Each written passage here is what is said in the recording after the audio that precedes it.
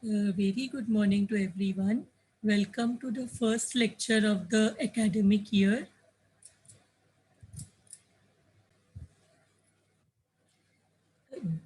I will be taking the following lecture in this some following lectures of the particular subject in front of your screen, that is accountancy and financial management 3. In the first semester you had accountancy and financial management 1 of FY BCom, and in the second semester you have accountancy and financial management 2, and in this semester of SY BCom third semester you have accountancy and financial management 3. I hope the screen is visible to all of you. Now, let us discuss the syllabus or the topics in the subject. So there are altogether 4 topics to be covered in this semester. The first one is piecemeal distribution of cash, which I will be taking in this lecture. I will be explaining this chapter to you in detail in this lecture. And the second topic is amalgamation of partnership firm. The third topic is conversion or sale of partnership firm into a limited company. And the final one, the final topic which I will be covering will be final accounts of partnership firm with effect of admission, retirement, and death. Now, first topic I will be covering in the later part of the lecture. The second topic, which is amalgamation of partnership firm, I would like to explain this chapter little bit in briefly I will explain. Now, what is amalgamation of partnership firms? Amalgamation means merger, absorption of two. There may be two or more than two firms, partnership firms, which may be practicing a similar type of business. They decide to merge into one, to amalgamate into a one business, into a third firm. That is known as amalgamation of partnership firm, where two or more than two partnership firms can come together to conduct business. So that is known as amalgamation. And now, what may be the reason of amalgamation? The reason for amalgamation may be to create, like to the reason for amalgamation may be to get the to get earn the economies of scale. तो वहाँ जहाँ पे one business is operating, so they may require limited goods, but when two businesses come together, their seller base also will expand, so they may require more goods, that may fetch them more discounts, or to reduce the competition. The second reason may be to reduce the competition, to improve their position, to improve their market share, to improve their position in the business. Because एक से ज्यादा दो business अगर मिलके दो forms अगर मिलके business करेंगे, तो they may be able to make more, they may be able to increase their customer base, so that they may be able to improve their position in the market. So those are some of the reasons why the business may think to amalgamate. And the third topic which you all have is conversion or sale of partnership firm into a limited company. Conversion or sale of partnership firm into a limited company. The title itself we will come to know that here what will happen.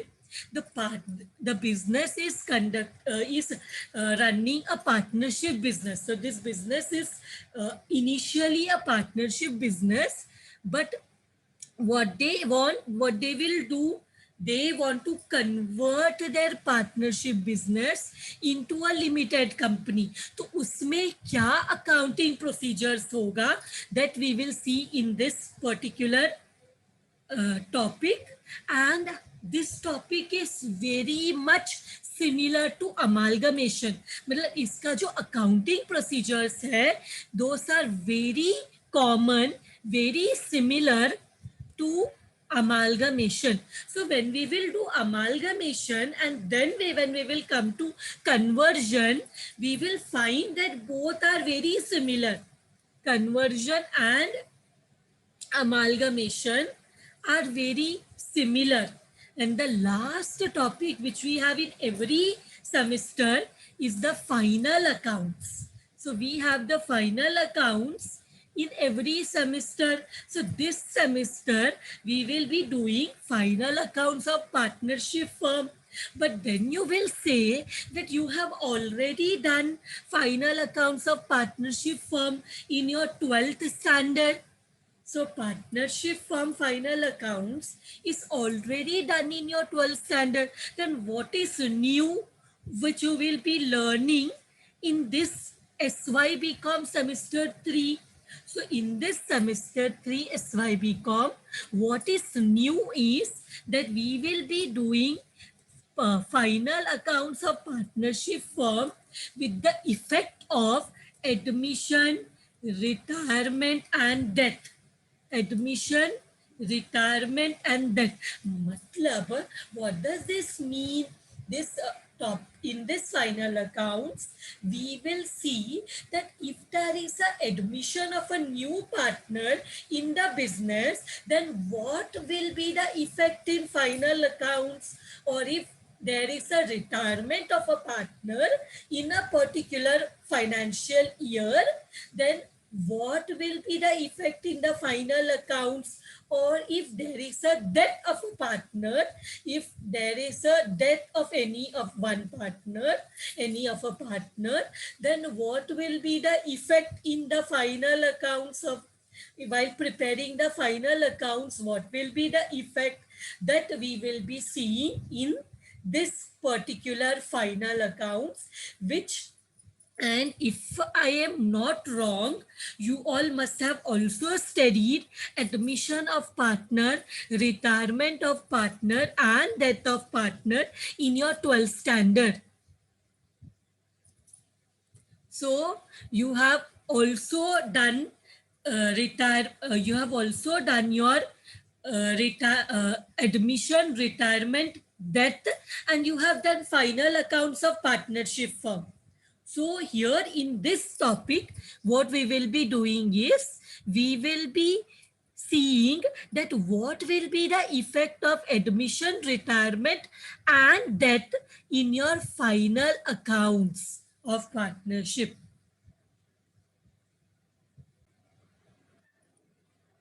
So this paper pattern as prescribed by Mumbai University, see, you have altogether 5 questions. First one will be the objective question. Second to fourth will be practical question. Question number 5 will be a theory question. So all the questions will be of 20 marks. First one, objective question, is of 20 marks, which will have 2 sub-questions, in which 12 questions will be asked. You'll have 2 question number A, sub question number A. 12 questions will be asked. You have to answer any 10. Sub question B, again 12 questions will be asked. You have to answer any 10. 1 minute.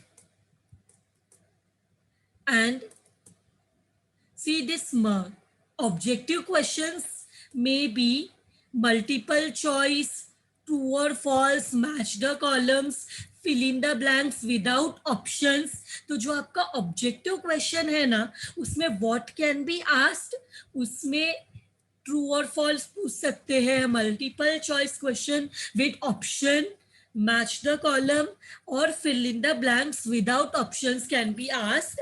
And then question number 2 to 5, sorry, question number 2 to 4, this will be practical question.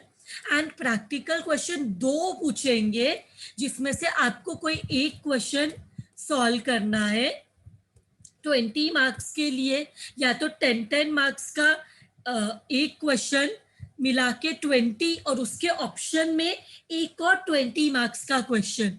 और ये practical question किधर से पूछ सकते हैं? It may be asked from the 4 chapters which you have: piecemeal distribution, amalgamation, conversion of this conversion, sale of partnership into limited company और final account.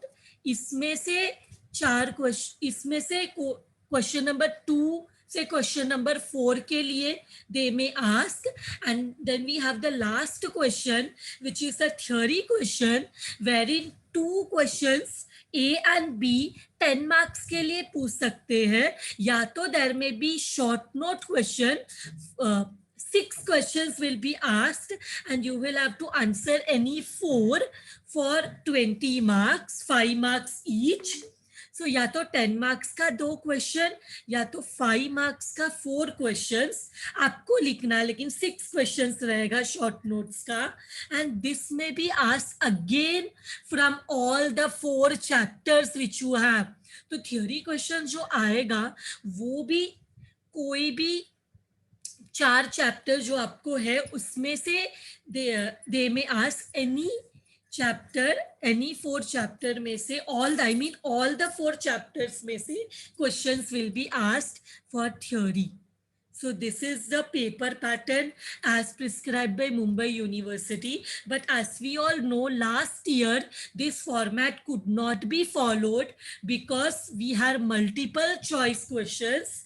We had 50 multiple choice questions, जिसमें से semester 3 में क्या हुआ था last year में 50 multiple choice questions पूछा गया था, जिसमें से कोई भी 40 आंसर करना था 1.5 मार्क्स के लिए.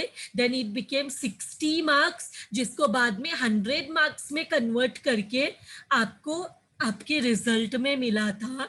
That was the pattern in the 3rd semester, but in the 4th semester and आप लोग जब सेकेंड सेमेस्टर दैट आप लोग जब फर्स्ट ईयर के सेकेंड सेमेस्टर में थे तब पैटर्न और चेंज हो गया था. 50 questions, all the 50 has to be answered for 1 marks each और 50 को 100 में कन्वर्ट करके आपका रिजल्ट डिक्लेयर हुआ था. But in the odd semester, semester 1 end semester 3 में 50 questions were there, but only 40 were to be answered and every question carried 1.5 marks. And 1.5 into 40 came to 60 marks, जिसको बाद में 100 मार्क्स में convert करके आपको आपका आंसर्स आई मीन आपको आपका रिजल्ट मिला था. तो this time we don't know what will be the format which will be prescribed by the Mumbai University. As of now, we are not sure whether it will be an online exam or it will be an offline exam. It will depend on the situation. Depending upon the situation, university will decide whether we will continue with the online exam or there will be an offline exam. As of now, we don't know what will be the situation.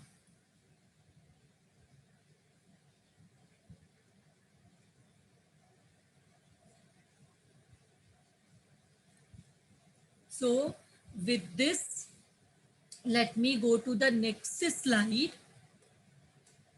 So we will start with the first chapter now, which is piecemeal distribution of cash. So let us come to the first chapter, piecemeal distribution of cash, which I will start today. So now what do you mean by piecemeal distribution of cash? The name piecemeal distribution of cash. What does it say? What do you mean by piecemeal? So piecemeal मतलब ये जो piecemeal है, this is a part of dissolution of partnership. Are you aware about dissolution of partnership? What do you mean by dissolution of partnership? Dissolution of partnership means that the business is getting closed, the business is getting dissolved. So under piecemeal distribution of cash in this chapter, what happens that the business gets closed down. The business gets closed down. When the business gets closed down, so what will happen? The partnership comes to an end.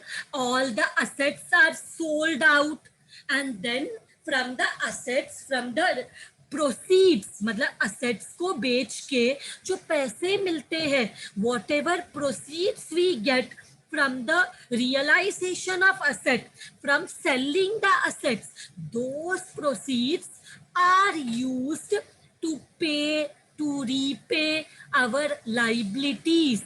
But tell me, dissolution में हमने क्या देखा कि एक दिन में हम सारे असेट्स को बेच देते हैं और वो सारे assets को बेच के by selling the assets, what all proceeds we get, that proceeds is utilized, that proceeds are utilized to pay off the liabilities. Those proceeds are utilized to pay, to repay our liabilities. But tell me, in reality, is it possible to sell all the assets in one go? एक ही बार में क्या हम सारे assets को cell कर सकते हैं? It is practically not possible. It is practically very impossible. So this piecemeal distribution of cash is the real situation, जिसमें क्या होता है कि हम क्या करते हैं, हम assets को बेचने का ट्राई करते हैं. We sell our assets, and as we know that we cannot sell all the assets at one go, तो as and when the assets are sold, हमारे पास जो भी पैसा रिसीव होता है, as and when money is received, accordingly the liabilities are discharged, are repaid. मतलब as and when we sell our assets, मतलब I have number of assets in my asset side.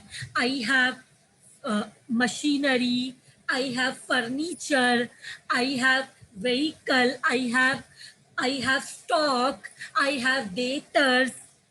So and I may have also some cash balance. तो मेरे पास what number of assets है, तो जो मेरे पास cash balance है वो तो मैं जितना कैश है वो मैं लाइबिलिटीज पे करने के लिए यूज कर सकती हूँ, बिकॉज कैश है तो that I can use to pay off my liabilities. But debtors को मैं डायरेक्टली लाइबिलिटीज पे करने के लिए यूज नहीं कर सकती हूँ. Stock को I cannot use my stock directly to pay off the liability. Firstly, I will have to sell my stock. I will have to sell my fixed asset, land, building, furniture. इसको मुझे sell करना पड़ेगा. And whatever proceeds I will receive, whatever money I will receive from the sale of assets, that I will use for the payment of liability. Now you will say that liability को पे तो करेंगे, but कौन से liability को पहले पे करें? There are different types of liabilities. So what can be these different types of liability? Different types of liabilities may be outside liability, internal liability. There may, in the outside liability, there are secured creditors, there are unsecured creditors. अब हमारे और internal liability में we have partners loan and partners capital. मतलब what do you mean by internal liability and external liability? Internal liabilities are those liability which has to be paid to the owners, insiders of the business, owners of the business. And external liabilities has to be paid to the outsiders. Outside liabilities has to be paid to the outsiders. Now what is liability? सबसे पहले हमने internal liability बोल लिया, external liability बोल लिया, but what is liability? I hope all of you know what do you mean by liabilities. Liabilities means the repayments what the business has to do. Liability means, liability का meaning होता है कि business ने किन किन से पैसा लिया है जो कि फ्यूचर में बिजनेस को वापस करना है. Those are our liabilities. तो लाइबिलिटीज हम क्या करते हैं, बिजनेस स्टार्ट करने के लिए हमें फंड्स चाहिए. We require funds to start the business. तो हमें जो फंड्स मिलता है वो ओनर से मिलता है. ओनर्स हमें कैपिटल देते हैं. Because this is a partnership business, there will be more than one owner. So all the owners, those are referred to as partners, will get their fund capital in the business. फिर उनके capital को हम partners capital बोलते हैं. तो उनके अलावा business कुछ लोगों से they may also take money from outside people other than the partners. तो वो भी लोग they may take money from the bank, they may take money from some other person. तो बैंक लोन हो सकता है. एंड देयर में भी क्रेडिटर्स जिनसे हमने पैसे लिए हैं, या तो हम जिनसे गुड्स लेते हैं उधार में, क्रेडिट में. Whenever we buy goods on credit, उधार में, दोस आर अवर क्रेडिटर्स. उनको भी पैसे पे करना है फ्यूचर में. So in this chapter, what is very important is the order of payment. What is very important is the order of payment. मतलब कौन से line, what do you mean by the order of payment? Order of payment refers to the order in which the liabilities has to be paid. It means the sequence in which we will have to discharge our liabilities. मतलब हमारे पास एक ही बार में पैसा नहीं आता. जैसे हम assets को सेल कर पाएंगे वैसे हमें यहाँ पे पैसे आएंगे. तो जैसे पैसे आएंगे वैसे हम हमारे लाइबिलिटीज को पे करेंगे. सो फॉलोइंग हमारा ऑर्डर ऑफ पेमेंट क्या होता है. ऑर्डर ऑफ पेमेंट में हम क्या करते हैं, सबसे पहले तो अगर हमें कुछ, suppose there is some real dissolution expenses. What do you mean by dissolution expenses? मतलब असेट्स, ये जो हम पूरा पीसमील का जो प्रोसीजर फॉलो करते हैं, डिसोल्यूशन करते हैं बिजनेस का, उसमें हमें कुछ खर्चे हो सकते हैं. मतलब असेट को सेल करने के लिए हमें ट्रैवलिंग का खर्चा हो सकता है, कुछ लीगल एक्सपेंसेस हो सकते हैं, एंड सो वी में इनकर सम फ्यू एक्सपेंसेस. तो उसके लिए हमारे पास कुछ पैसे होने चाहिए. रिपेयर, कभी फर्नीचर को सेल करना है मुझे, एंड फर्नीचर को अगर मैं रिपेयर करके सेल करूंगी तो मुझे और अच्छा प्राइस मिल सकता है. तो देयर में be some expenses which we will have to incur so though for the process of dissolution. So those are known as dissolution और realization expenses. उसके लिए अगर क्वेश्चन में बोला है provision for dissolution, तो keep aside some amount for dissolution. So starting में सबसे पहले अगर हमें बोलते 500 you will have to keep aside for dissolution, तो हम जितना भी हमारे पास कैश बैलेंस है, अगर कैश बैलेंस नहीं है तो सबसे पहले असेट को बेच के जितना भी पैसा आता है उसमें से हम इतना पैसा साइड में रखेंगे. That is our first step. And अगर क्वेश्चन में कोई fully secured creditors hai. Now what do you mean by fully secured creditors? Have you heard about secured liability? Secured liability are those liability which has been taken by keeping a security. For example, मैंने bank से loan लिया और मैंने bank से loan लिया stock को रख के, स्टॉक को साइड में रख के मैंने लोन लिया, तो स्टॉक को बेच के जो भी पैसा आएगा वो ये लोन को पे करने के लिए जाएगा. So this is a fully secured liability. तो सपोज मेरा लोन है 10,000 का और मैंने स्टॉक को बेच के मुझे 20,000 आया, तो ये पूरा लोन मैं पे कर सकती हूँ. लेकिन मेरा लोन 10,000 का है, but the after selling the stock I could get 20,000.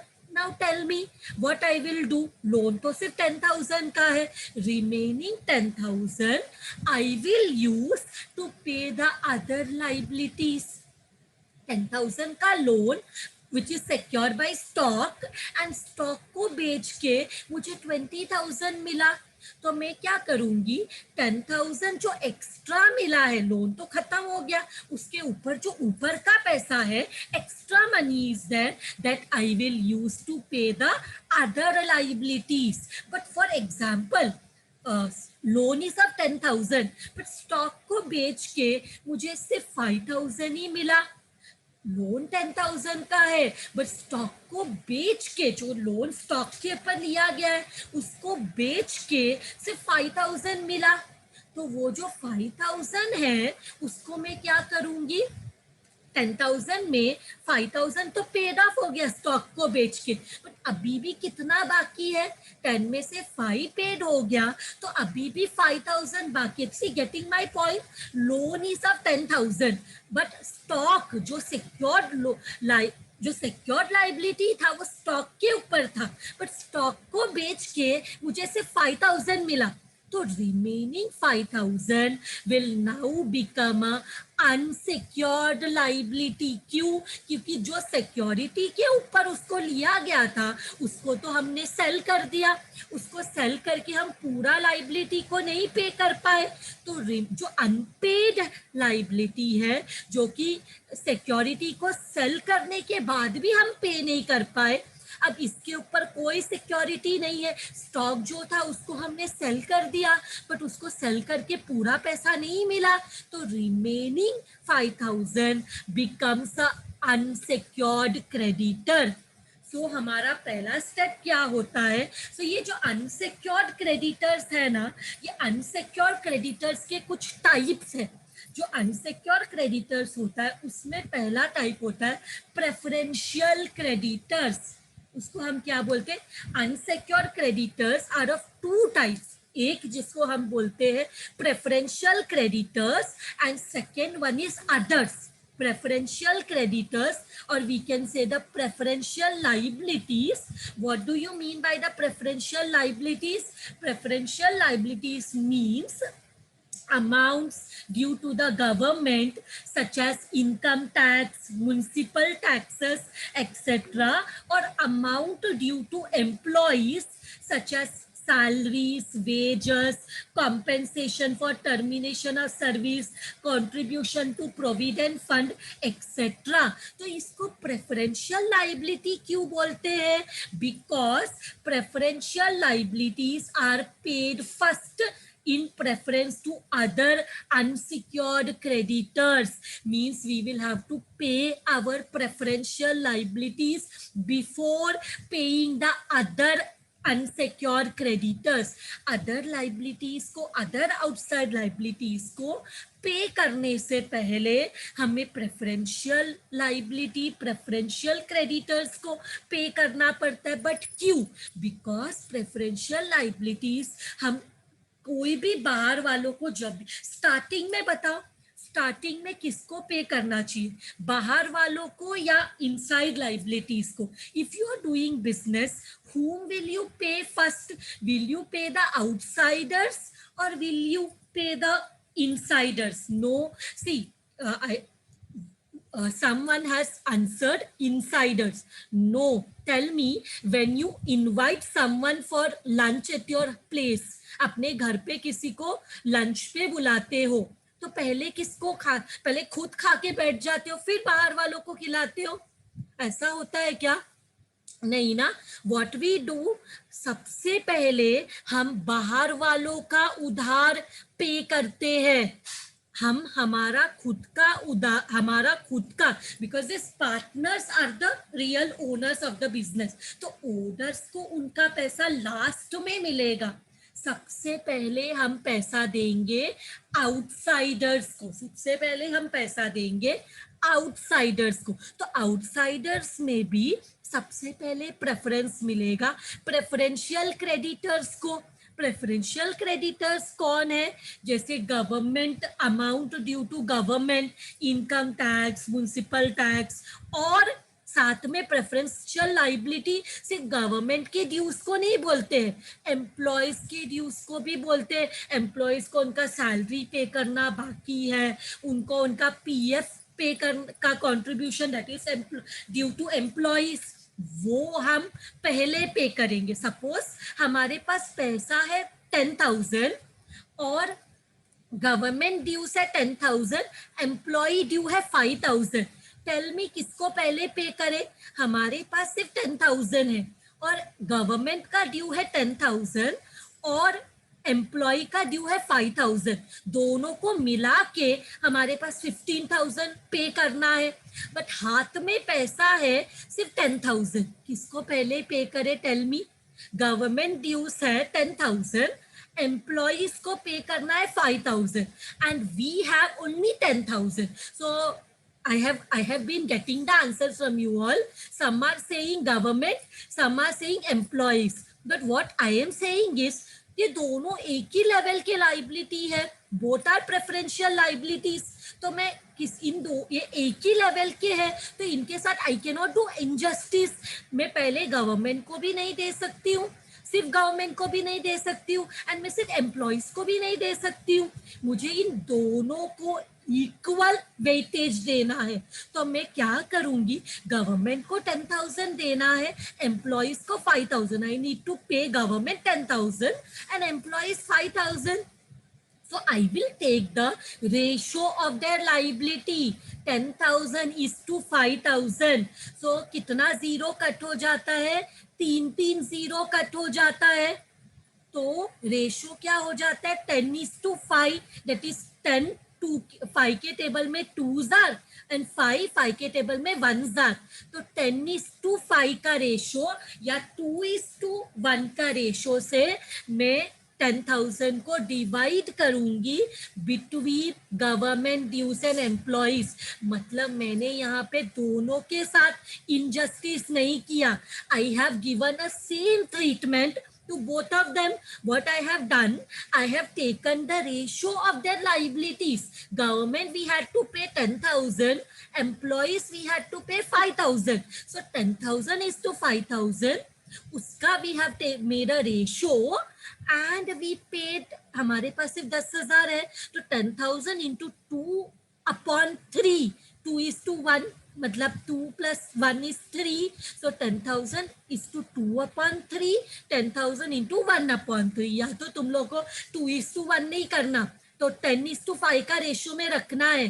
तो 10,000 into 10/15 and 10,000 into 5/15. I suppose तुमको रेशोस निकालना और रेशोस में से अमाउंट डिवाइड करना आता है। अभी you all have done departmental accounts wherein you have seen कि हम कैसे रेशो में अमाउंट्स डिपार्टमेंट में डिवाइड करते हैं, correct? In your last semester, last year, in your first year. So आपको पता है रेशोस कैसे फाइंड आउट करते हैं और वो रेशोस में अमाउंट को कैसे डिवाइड करते हैं, करेक्ट? यहाँ पे this is the first lecture. I am only giving you some explanation. When we will do the practical sum, automatically you will understand everything. ठीक है? अभी इतना ज़्यादा नहीं समझा तो भी it is okay. And I have been doing the recording. You can again watch the recording if you have not understood anything. So preferential liabilities को पहले पे करते हैं, उसके बाद हम बाकी आउटसाइड लाइबिलिटीज को पे करेंगे, others. Now what is others? Other outside liability क्या है? प्रेफरेंशियल लाइबिलिटीज को छोड़ के, प्रेफरेंशियल क्रेडिटर्स को छोड़ के, what are the other liabilities which are outside liabilities? Means other unsecured creditors, all are all the remaining outside liabilities of the firm. So अभी देखो, creditors, bill payable, bank overdraft, जो भी बाकी liabilities बच गया which are outside liabilities, we will, जो भी बच गया है that we will pay after paying the preferential liabilities.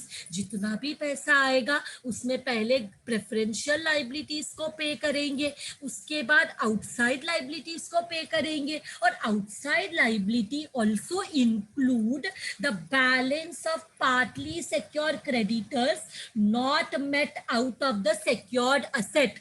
मतलब जैसे मैंने तुम लोग को एक्सप्लेन किया था, there was a secured liability of 10,000, but stock को बेच के सिर्फ 5,000 पे किया, तो बाकी 5,000 will become a outside liabilities. तो ये आउटसाइड लाइबिलिटी, ये लाइबिलिटी को भी हम प्रेफरेंशियल लाइबिलिटीज को पे करने के बाद पे करेंगे, समझा? जो हमारा देखो सिक्योर्ड क्रेडिटर्स होता है, सिक्योर्ड लाइबिलिटी होता है, वो सिक्योरिटीज को सेल करके whatever amount we will get that we will utilise to pay the secured liability. But any unsecured amount, मतलब असेट्स को बेच के भी हम उतना पैसा नहीं पे कर पा रहे, that we will treat as, that we will consider as outside liability. So अगर हमारे पास एक से ज्यादा आउटसाइड लाइबिलिटी है तो कैन एनीवन टेल मी उसको कैसे पे करेंगे? सपोज मेरे पास 20,000 कैश है और मेरे पास क्रेडिटर है 10,000 का, बिल पेबल है 10,000 का, अनसिक्योर्ड लोन है 10,000 का, तो मेरे पास 30,000 है पे करने के लिए, but in hand I have only 20,000। कैसे पे करूं? Can anyone tell me? I have only 20,000 but I have outside liabilities, unsecured loan for 10,000, creditor for 10,000, bills payable for 10,000. How to pay? Very good, we will pay by ratio. कभी भी ऐसा नहीं कि सिर्फ creditor को दे दिया, सिर्फ अनसिक्योर लोन को दे दिया। We will pay by ratio. What we will do? We will pay by ratio. तो इनको भी पे करने के बाद now we will come to the inside liability. तो सबसे पहले if there is any partner who has given loan to the business, you what do you mean by partners loan? Partners loan means the partner has given money to the business. Partner has given money to the business. Partner ने business को पैसा दिया है, तो partner has given loan to the business is known as partners loan. Partners loan का मतलब ऐसा नहीं है कि बिजनेस ने पार्टनर को लोन दिया, नो, अदर वे अराउंड। ये लाइबिलिटी है ना, मतलब एक पार्टनर ने क्या किया, बिजनेस को पैसे की जरूरत थी तो घर से उसने अपना पर्सनल पैसा दिया एज लोन, तो that is known as partners loan. तो हम पहले क्या करेंगे, हम पार्टनर इनसाइड लाइबिलिटी में हम सबसे पहले पार्टनर्स लोन को पे करेंगे और उसके बाद we will pay the partners capital. समझ में आया कैसे? What is the order of payment? सबसे पहले प्रेफरेंशियल लाइबिलिटीज को पे किया, उसके बाद आउटसाइड लाइबिलिटीज को पे किया, उसके बाद पार्टनर्स का कोई लोन है तो that we paid, and finally we will pay to the partners capital. सबसे लास्ट में we will pay to the partners capital. Got this point? So this is the sequence how we will pay to the liabilities. As and when we will get the money, we will pay the liabilities. This is very easy chapter.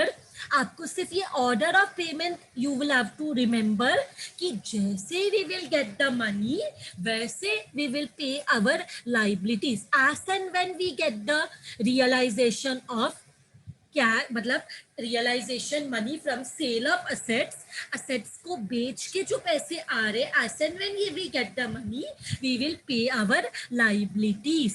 This is the sequence how we will discharge our liabilities. This is known as order of payment. This is very important. Getting my point? This is very important. So now after order of payment we have two methods in piecemeal distribution, but the good news is that we have only one method in the syllabus. दूसरा जो second method है वो आपको है ही नहीं, आपको ये syllabus में ही नहीं है. तो एक ही मेथड है जो हमें सीखना है, which is known as surplus और एक्सेस और प्रोपोर्शनेट और कोशेंट कैपिटल मेथड.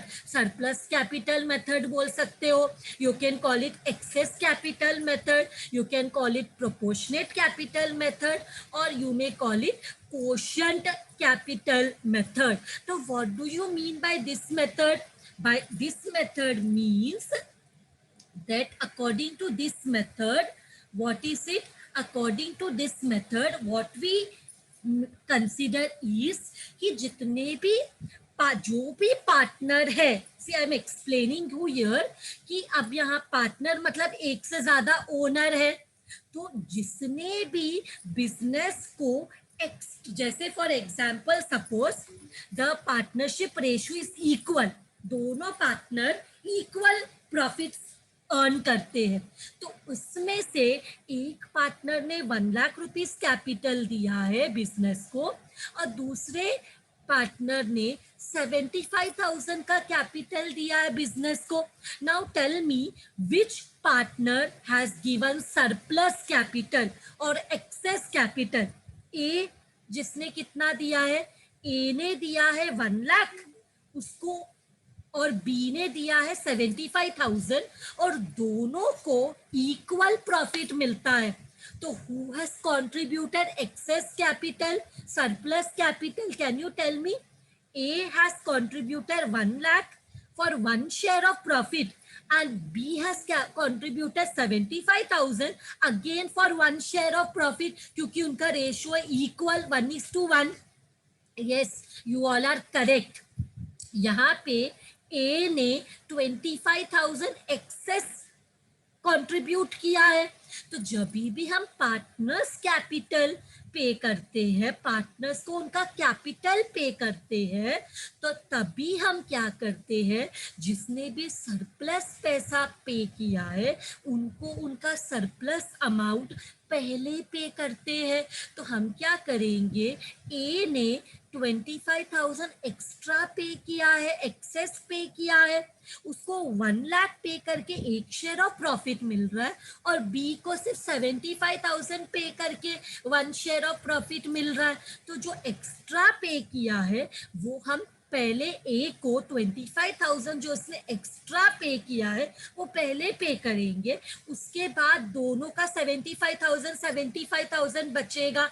अब अगर पैसा मिलता है हमें, क्योंकि पार्टनर्स को उनका कैपिटल हम लास्ट में पे करते हैं, पार्टनर्स को उनका कैपिटल हम लास्ट में पे करते हैं, तो इसके लिए हम क्या करेंगे, पहले 25,000 जो एक्स्ट्रा है वो पे करेंगे, उसके बाद जो बचा हुआ दोनों का 75,000, ए को 1 लाख में से 25,000 दे दिया तो बच गया 75,000 और बी का भी 75,000 बचा है. अब अगर पैसा मिलता है तो दोनों को उनके रेशो के हिसाब से पैसा दे देंगे.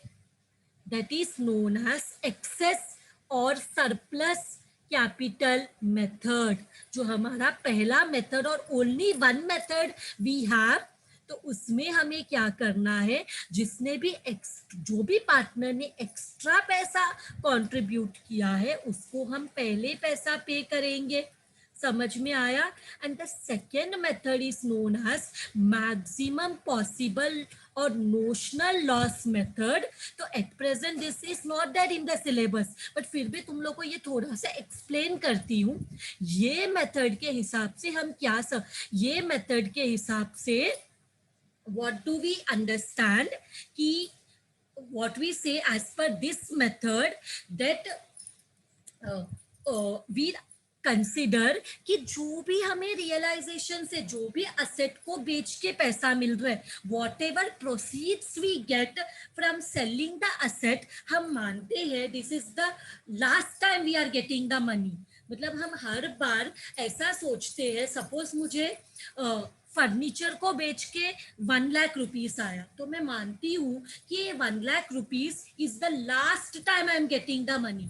तो इस 1 लाख जितना हम असेट्स लाइबिलिटीज को पे करते हैं उतना पे कर देंगे, एंड जो बाकी का जो आगे हम लोग ऐसे मानते हैं आगे हमें कोई पैसा नहीं मिलने वाला, whatever amount we are getting today is the last time we are getting the money. ऐसे अजम्पशन में हम क्या करते हैं, हम ऐसे अजम्पशन में हम डिस्ट्रीब्यूट करते हैं हमारे लाइबिलिटीज को पैसे.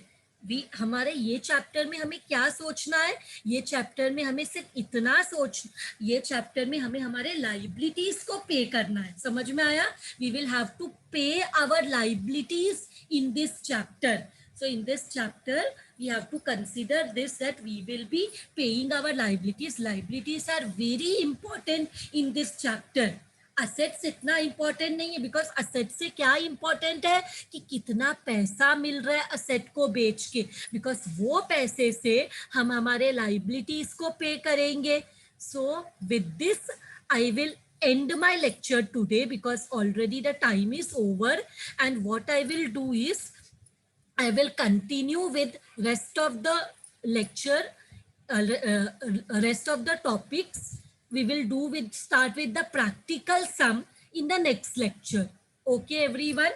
So thank you very much.